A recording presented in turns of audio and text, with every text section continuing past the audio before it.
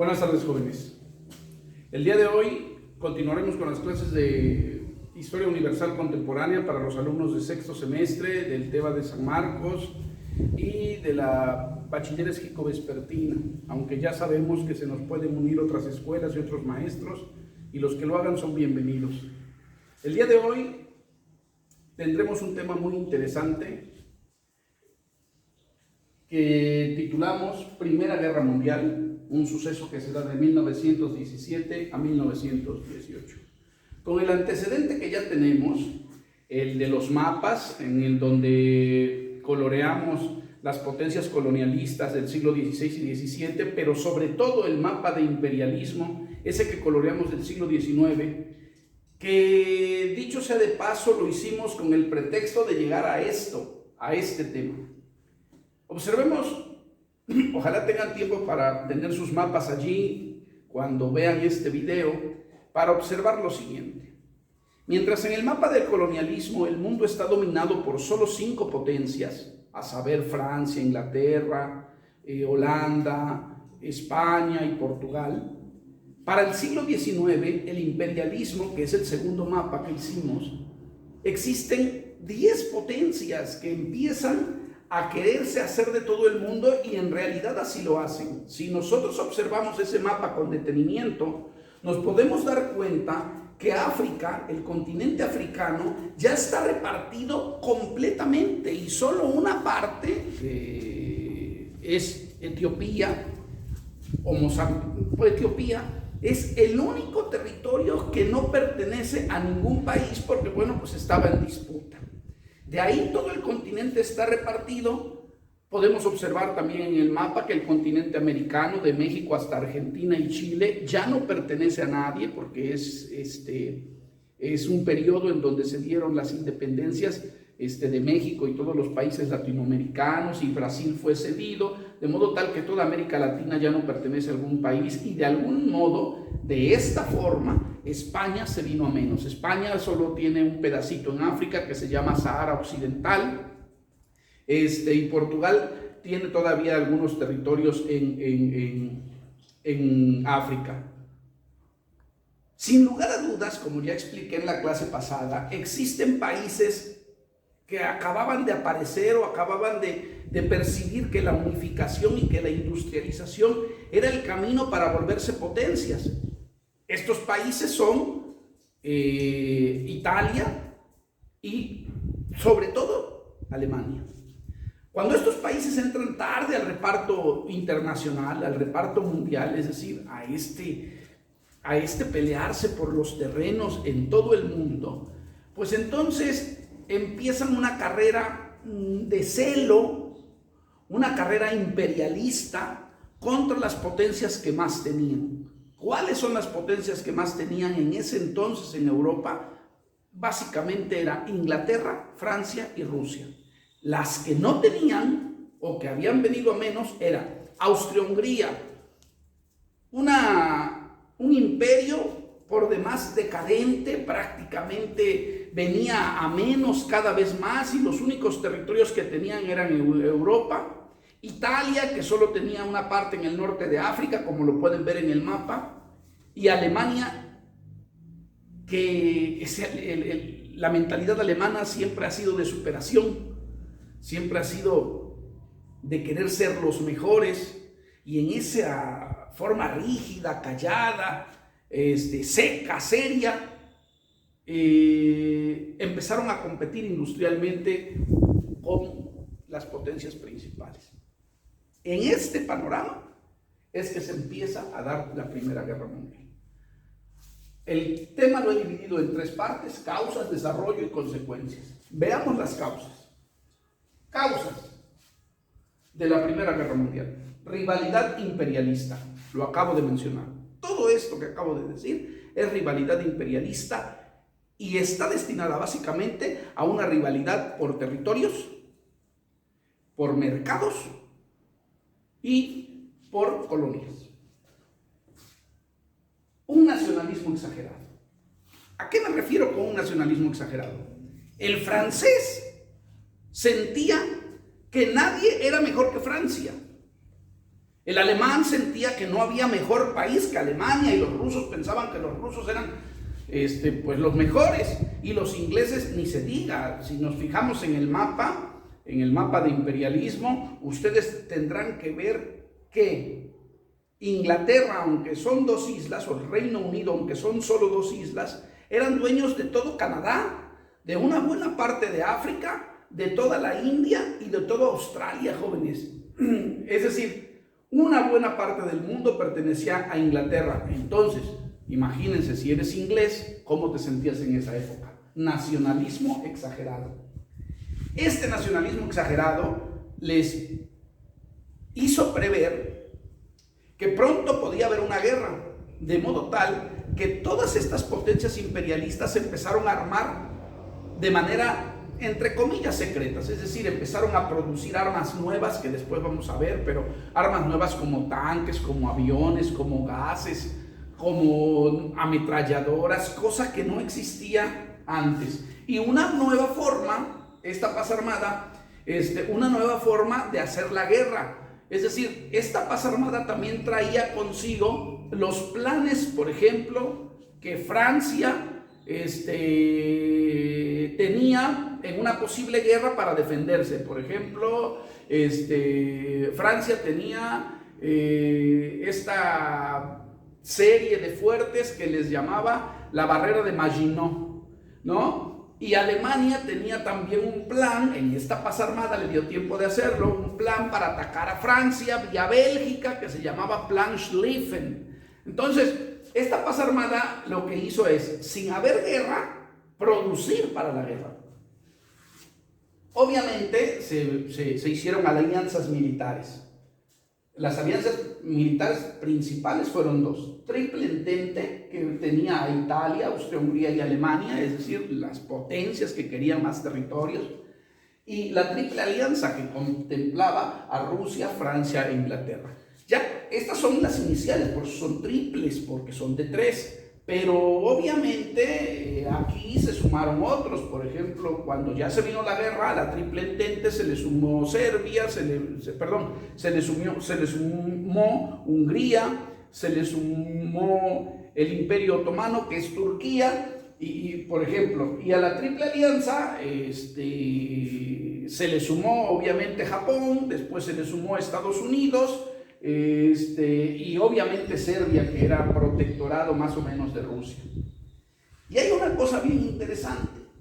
Todas estas cosas, toda esta rivalidad imperialista, este nacionalismo exagerado, esa paz armada y esas alianzas militares, hacían que los países se sintieran muy confiados de ganar una guerra, y una guerra que ellos suponían iba a ser muy, muy rápida. De modo tal que había un optimismo bélico. ¿Qué significa optimismo bélico, jóvenes? Que las gentes, las personas de esta época de 1914, 1913, 1914, querían la guerra. Es decir, ellos pensaban que una forma de demostrar esta superioridad nacional, es decir, esta superioridad de que el francés fuera mejor que todos, era la guerra. Lo asimilaban y así lo querían, ¿no? Bueno, estas son las verdaderas causas. Ya nada más tenía que haber la gota que derramara el vaso. Y la gota que derramó el vaso fue que en 1914 el archiduque Francisco Fernando, príncipe heredero al trono de Austria-Hungría, viaja a Serbia de visita. Y ahí en Serbia, un hombre,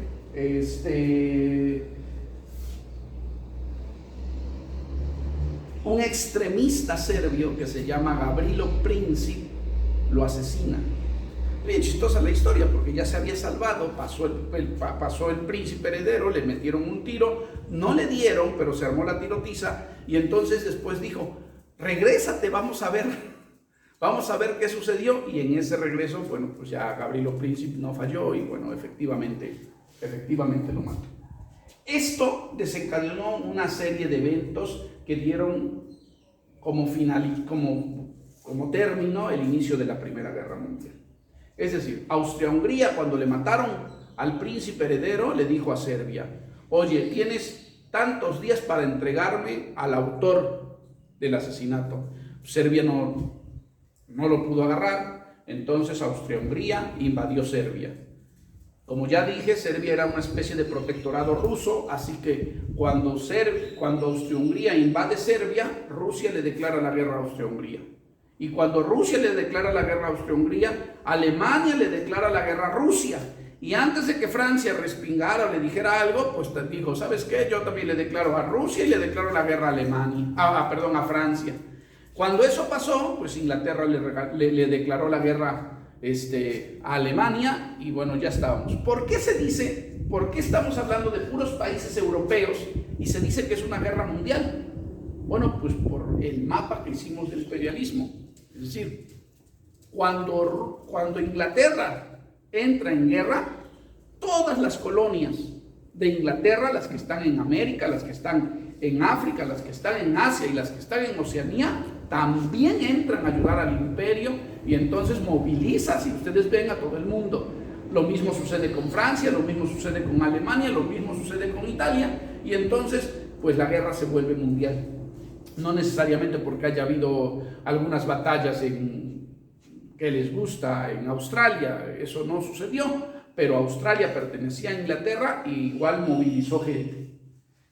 Para el desarrollo, bueno, aquí yo siempre cuando veo estos temas recomiendo algunas películas que yo creo que son prudentes o que van de acuerdo al tema y les puede dar luces, digo, porque verlo es mejor que nada más escucharlo. Entonces hay una película muy buena, para el que la quiera conseguir, se llama Sarajevo y habla sobre el asesinato del archiduque Francisco Fernando.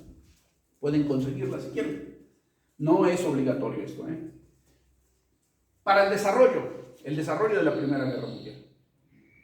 Ya entrado en la batalla, la Primera Guerra Mundial la podemos dividir en 3 etapas.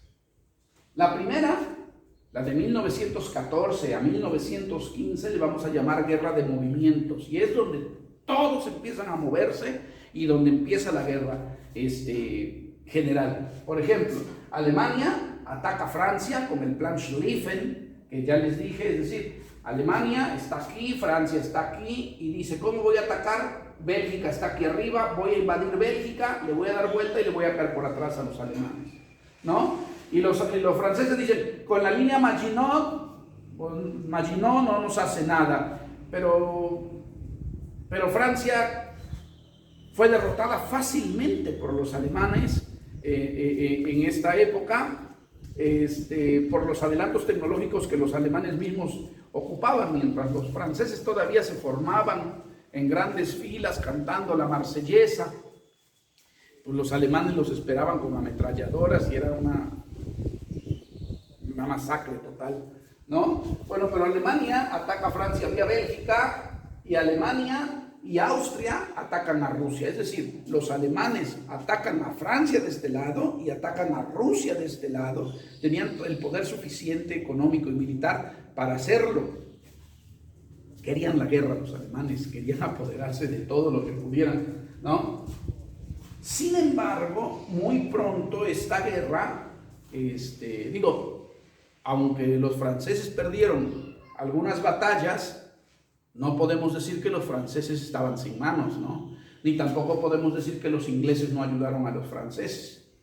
Tomando en cuenta esto, y todavía que Italia a la mera hora de los golpes la convencieron de que le iban a dar otros territorios en África, así que Italia muy pronto deja la Triple Entente para pasarse a la Triple Alianza, ¿no? Esta Italia la vamos a ver así en la Primera Guerra Mundial y en la Segunda Guerra Mundial, es decir, cambia de bando muy rápidamente en las dos guerras. Entonces, para 1915, Francia se ve reforzada, Rusia se ve reforzada con todos los campesinos que obligaron a meterse a la Primera Guerra Mundial y entonces detienen las batallas. Cuando ya vieron que ningún ejército podía avanzar, entonces lo que hicieron es hacer trincheras. ¿Qué son trincheras? Para que me entiendan, son una especie de zanjas grandes, como si fuéramos a hacer un cimiento para hacer una casa, pues nada más que más grande. O sea, es decir, ahí caben los hombres caminando y entonces se cubren de los balazos. Pero ¿qué significa eso? Que cuando yo veo que de la otra trinchera van saliendo los soldados, les disparo. Y cuando ellos me ven que voy saliendo de la trinchera, me disparan, de modo tal que ni aquellos avanzan, ni yo puedo avanzar. Y entonces esta guerra de posiciones, que también se llama guerra de trincheras, estuvo ahí durante 2 años. Y esa, jóvenes, esa es la que causó el terror para los soldados en la Primera Guerra Mundial. Después de que dijimos que tenían un optimismo bélico, la guerra de trincheras se encargó, jóvenes, de que los soldados no quisieran ya más guerra. Y es que les estoy hablando de que son 2 años, de 1915 a 1917, que dura esta guerra de trincheras, en donde, imagínense, ¿dónde irían al baño? ¿Dónde comerían?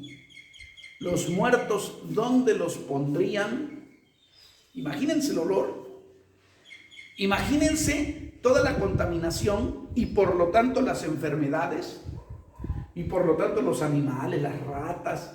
Entonces, es una verdadera crueldad humana, una verdadera muestra del lado animal humano, donde se puede ver cómo el hombre mismo se hace sufrir, ¿no? Esta guerra de trincheras se encargó de que los hombres quedaran traumados, martirizados, heridos, y que no quisieran pronto una nueva guerra.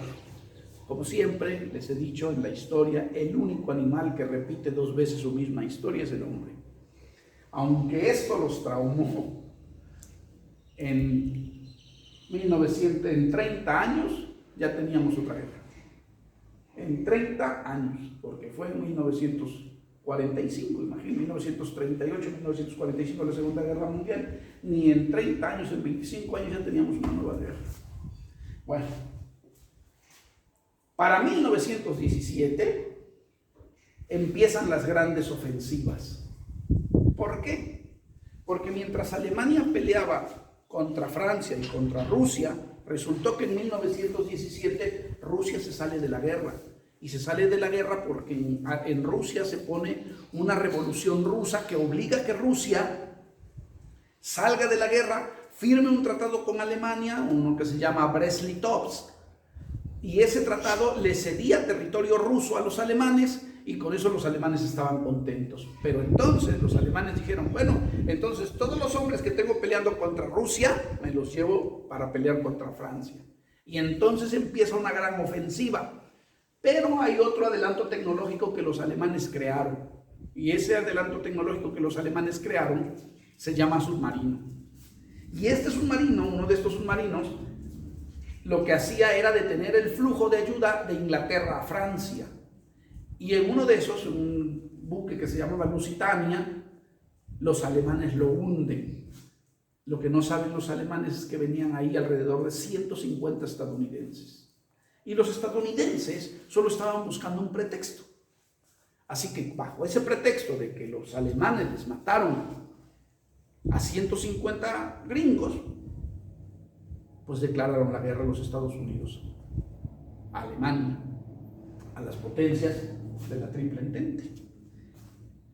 ¿Qué es lo que pasó? Que todo el poderío estadounidense, todos los soldados, todas las armas, todo el dinero, toda la ayuda se vino para Inglaterra y para Francia, y entonces empezaron a contraatacar. Los alemanes, aunque desviaron todas sus fuerzas para este frente contra Francia, no pudieron contener la avalancha que ya era de Italia. Italia ya se había pasado al otro bando, les acabo de decir, de Italia, de Francia, de Inglaterra y sobre todo de Estados Unidos. También participaron canadienses, también participaron australianos, y entonces todos estos empezaron una gran ofensiva. Poco a poco, Austria-Hungría y Alemania no pudieron con toda la avalancha bélica de todas estas potencias imperialistas, y y empezaron a sufrir derrota tras derrota tras derrota, hasta que por fin el 11 de noviembre de 1918 Alemania y Austria-Hungría se rinden, dando fin a la Primera Guerra Mundial. Una guerra mundial tristísima, jóvenes, y ahorita vamos a ver las consecuencias. ¿Por qué es triste esta guerra mundial? Esta guerra mundial es triste por lo siguiente. Miren, se usó un nuevo tipo de armamento, que lo único que consiguió es matar más gente. Ahorita vamos a ver. Se usaron tanques, aviones, submarinos, gases tóxicos y ametralladoras, entre otros. Hubo 10 millones de muertos, soldados nada más. 10 millones de muertos. Hubo 20 millones de heridos. Es decir, si pudieran haber algunas fotografías de la Primera Guerra Mundial, gente desfigurada, que le falta una parte de mandíbula, nariz, todos rajados de la cara, sin piernas, sin brazos, mutilados de algunas partes de su cuerpo. Muy triste.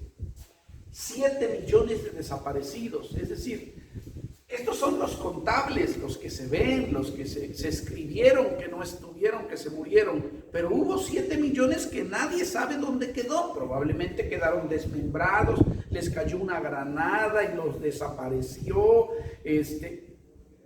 muchas cosas, ¿no? Se destruyeron las economías de Francia, de Inglaterra y Alemania. Vean bien, durante la guerra, Francia e Inglaterra pagaron, pero después de la guerra, Alemania, con todas las imposiciones que se le hicieron con el Tratado de Versalles, la economía de Alemania no se recuperó hasta bien entrado ahorita el siglo XXI, ¿no? Que ya podemos ver que Alemania es un país con una potencia mundial, ¿no? Con dinero. Hubo una nueva división política. Si nosotros vemos, por ejemplo, aquí estamos hablando de Austria-Hungría. Para cuando terminó la Primera Guerra Mundial, Austria-Hungría ya no existía, desapareció. Alemania tenía un territorio aquí, y cuando lo vemos aquí al final de la Primera Guerra Mundial, Alemania quedó más chiquito porque, bueno, se le quitaron territorios que ahorita vamos a ver. El gran vencedor de esta guerra no fue, como se dice, Inglaterra, Francia o Rusia, que son los originales. El gran vencedor de esta guerra fue Estados Unidos. Estados Unidos, después de la Primera Guerra Mundial, se convierte en la primera potencia del mundo, capaz de prestar dinero para recuperar las economías de estos países. Obviamente presta dinero, con ese dinero le compran a Estados Unidos y Estados Unidos produce, aumentando totalmente su producción y su economía. Ojo, ya después vamos a ver la crisis económica del 29, en donde Estados Unidos resiente, también se ve resentido por esta producción que después deja de tener, ¿no? Pero también podemos ver que los años 20 en Estados Unidos, es decir, los años 20 en Estados Unidos eran los fabulosos años 20, todos tenían dinero, todos bailaban en las noches, puro dinero en la bolsa, pura generación de capital, jóvenes. Estados Unidos era la riqueza en 1920. Bueno, pero Europa, mientras Estados Unidos gozaba, Europa tenía una agitación social, es decir, los países quedaron muy pobres y la gente sufría, y eso no le gustaba a la gente, así que tenía mucho descontento. Y entonces esa agitación social provocó también una agitación ideológica, que fue el caldo de cultivo de gobiernos totalitarios. Por ejemplo, en Rusia el estalinismo, en Italia el fascismo, en España el franquismo y en Alemania el nazismo. Se crea una Liga de Naciones, que era una organización encargada de mantener la paz. Y algo que hasta lo puse con mayúsculas, jóvenes, es: después de la Primera Guerra Mundial, se firma un tratado por demás vergonzoso que castiga severamente a los alemanes y que es caldo de cultivo de la Segunda Guerra Mundial. Veamos por qué. El Tratado de Versalles se firma en 1919. Solo lo firman las potencias, entre comillas, vencedoras, Estados Unidos, Rusia, Francia e Inglaterra. Alemania tenía permiso de entrar a este tratado, pero no lo dejaron. Así que hicieron el tratado a modo. ¿Y qué decía este tratado? Vean bien cómo le pega este tratado a Alemania. Alemania pierde Alsacia y Lorena, es decir, son dos regiones que en un principio Alemania le había quitado a Francia. Ahora, cuando Francia se supone que gana la guerra, entonces obligan a Alemania a regresárselas. Se crea Polonia, es decir, Polonia no existía y del territorio de Alemania le quitan un pedazote para formar Polonia. Obligan a Alemania a ceder terrenos a Dinamarca, a Bélgica, y Alemania pierde, eran pocas, pero como quiera eran colonias, pierde todas sus colonias en África que quedan bajo la protección o que pasan a formar parte de Inglaterra y Francia. Entonces Alemania perdió mucho territorio, pero no solo eso. Lo obligan a reducir su ejército a solo 100,000 hombres. Tiene que dar todos sus barcos y todos sus submarinos a Inglaterra y a Francia. Y le prohíben fabricar armas. Bueno, eso es duro. Pero todavía aparte, a esta Alemania que ya de por sí estaba pobre, los países vencedores, otra vez Rusia, Francia, Inglaterra y Estados Unidos, le dicen a los alemanes que les deben 132,000 millones de marcos en oro. ¿Por qué? Para reparar los costos de guerra que los vencedores tuvieron. Alemania, jóvenes, no tiene otra más que aceptar eso, pero con cierto rencor. Y este rencor no se ve desaparecido. Y este rencor lo guarda, por ejemplo, un soldadito, que no era gran cosa, un soldado normal, que se llamaba Adolf Hitler. Y este Adolf Hitler guarda dentro de sí esta humillación que los alemanes reciben con el Tratado de Versalles, se la pone muy dentro de su corazón y cuando tiene oportunidad de sacarla lo hace, naciendo así el nazismo y posteriormente una carrera armamentista en Alemania que al final detona en la Segunda Guerra Mundial. Como un dato, los alemanes no habían acabado de pagar estos 132,000 millones de marcos en oro hasta apenas el 2010. ¿Se dan cuenta de la deuda? Bueno, esto es la Primera Guerra Mundial. Espero haya quedado claro la explicación. Voy a encargarles la tarea. ¿Qué actividades o cuáles son las evidencias para esto? Uno, jóvenes. Me van a hacer dos mapas. Un mapa de Europa antes de la Primera Guerra Mundial y un mapa de Europa después de la Segunda Guerra Mundial para que vean las diferencias que hay en los mapas. ¿Ok? Por favor. Luego, van a ver una película. Aquí hay, si ya les di Sarajevo, aquí hay dos películas preciosas que ustedes pueden ver. Una es la obligatoria, ¿no? Pero hay una de Noche de Paz. Es una película preciosa en donde, estando en la guerra de trincheras, los soldados alemanes y los soldados franceses y británicos hacen un time, ¿no? Es decir, se dan un tiempo en Navidad para darse regalos, jóvenes, hasta para jugar un partido de fútbol, dando a entender que también el ser humano todavía guarda cosas buenas, ¿no? Y no solo la destrucción. Pero bueno, esa película se llama Noche de Paz, la pueden ver, pero la que quiero que vean y que es obligatoria que vean es Caballo de Guerra. ¿Vale? Caballo de Guerra es una película que habla sobre un caballito. A mí no me importa el caballito, ¿no? Nos vamos a tener que enseñar a ver unas películas desde un punto de vista histórico y no cinematográfico. Ustedes van a identificar, por favor, las tres etapas las 3 etapas, es decir, en qué partes de la película se dan las 3 etapas de la guerra. ¿Sale? Van a identificar el papel de la mujer y los adelantos tecnológicos. A ver, otra vez. La película que vamos a ver se llama Caballo de Guerra. Ustedes van a hacer un análisis.